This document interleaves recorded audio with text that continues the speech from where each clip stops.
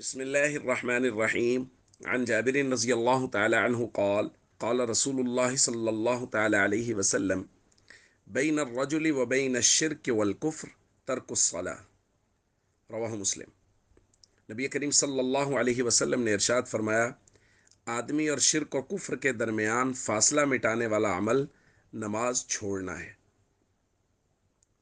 دوستو، نماز اسلامی فرائض میں سے بہت اہم فریضہ ہے، اور نبی کریم صلی اللہ علیہ وسلم نے بے حد تاکید فرمائی ہے نماز کی، یہاں تک کہ نماز چھوڑنے کو کفر اور شرک سے بھی بسا اوقات تعبیر کیا گیا ہے۔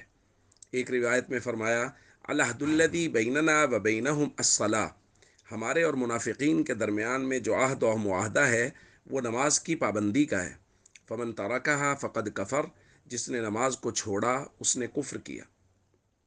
تو بعض جگہ پر تو نماز کو کفر سے، شرک سے تعبیر کیا جا رہا ہے، گو کہ علماء کا اس بات پر تقریباً اتفاق ہے کہ اس کفر اور شرک سے مراد حقیقی کفر اور شرک نہیں ہے، یعنی جو شخص نماز نہیں پڑھتا وہ کافر نہیں ہو جاتا، مشرک نہیں ہو جاتا۔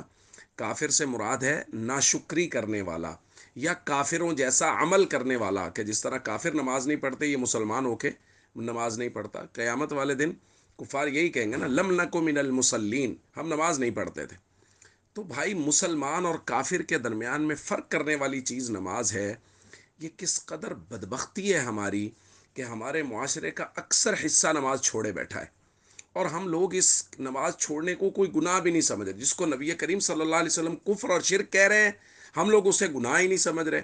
لوگ کہہ رہے ہیں، علماء زور لگا رہے ہیں، کوشش کر رہے ہیں، اور لوگوں کے دروازوں پہ جا کے لوگوں کو دعوت دی جا رہی ہے نماز پڑھنے کی، اور پھر بھی نماز پڑھنے کے لیے لوگ تیار نہیں ہو رہے۔